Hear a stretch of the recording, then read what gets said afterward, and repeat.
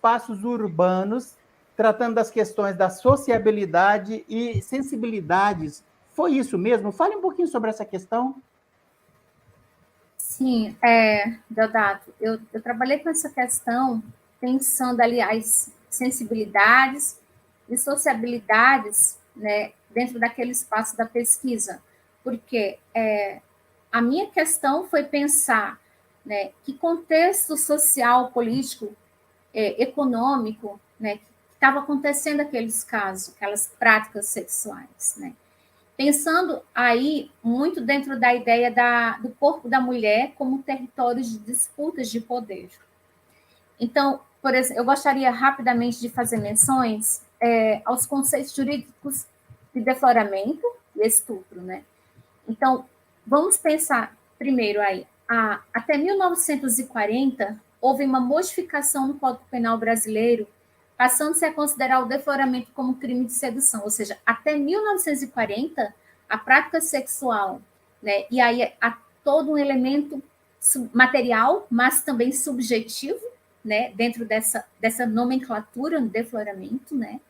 Então, a prática sexual fora do casamento e ela ali contida com promessas de casamento, né, ela deixa de ser defloramento e passa a sedução. Então, seduzir mulher virgem, menor de 18 anos, né, e maior de 14, ter com ela conjunção carnal, aproveitando-se de sua inexperiência ou justificável confiança, né, e aí é isso que está no Código Penal. Bem, a partir de 1940, o termo foi modificado, né, porque supunha como imprescindível a ruptura do ímen.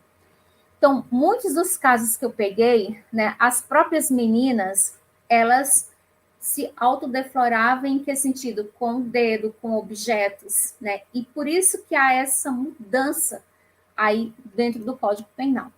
Então, para se considerar como moça honesta, né, as moças tinham que provar na justiça que elas eram virgens. Honestas segundo a definição de virgindade, que significava que a mulher que nunca teria recebido aí na vagina um membro viril, né, segundo o contexto social e moral da época. Ou seja, o crime de sedução, ele passa a designar a experiência subjetiva em torno da ideia de um descompasso entre um erotismo nato feminino que deseja carícias e uma brutal sexualidade masculina restrita à penetração. Com relação ao crime de estupro, que está ali no artigo 213, né, no dia 7 de agosto de 2009, houve uma alteração.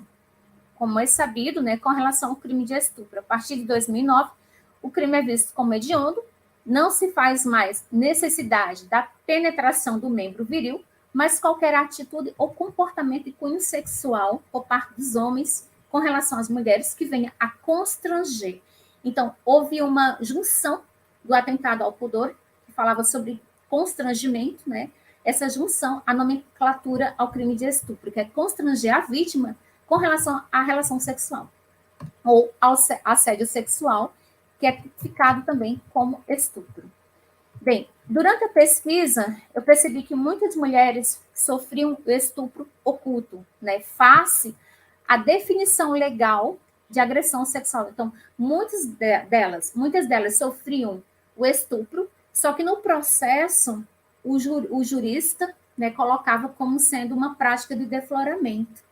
E muitas vezes esse estupro ele vinha acompanhado de uma agressão sexual, né?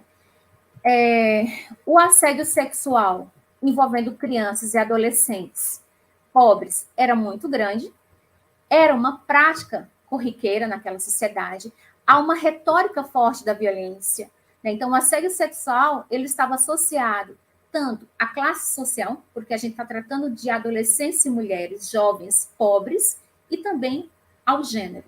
Então, por isso, adota-se aí uma abordagem interseccional, né? Na época, claro, que quando eu escrevi a tese, eu não coloquei essa categoria, né, interseccionalidade, mas caberia muito bem, né? A interseccionalidade pensando a intersecção entre gênero, classe social, estupro e defloramento, né?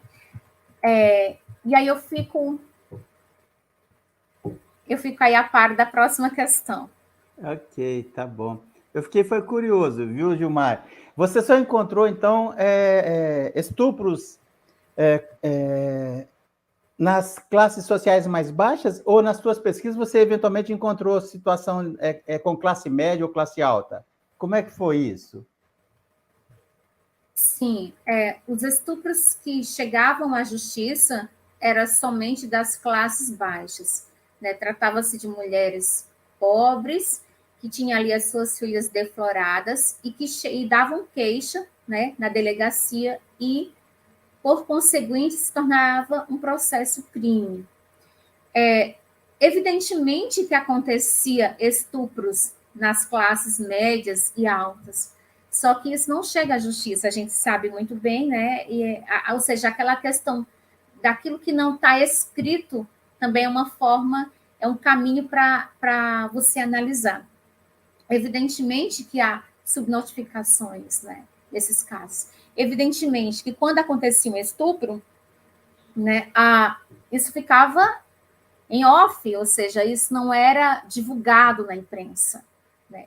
Até porque a própria divulgação na imprensa colocava os nomes das famílias abastadas, né, a chamada elite, né, em exposição. Né? Isso é uma coisa que não se fazia. Então, evidentemente que eu, como historiadora, né, sei, né, que existiam os estupros com relação às classes médias e altas da chamada elite paraibana, mas não chegava a se tornar aí uma queixa-crime. E se não chegava a se tornar uma queixa-crime, tampouco um processo-crime, e tampouco era divulgado pelos jornais, né, da época.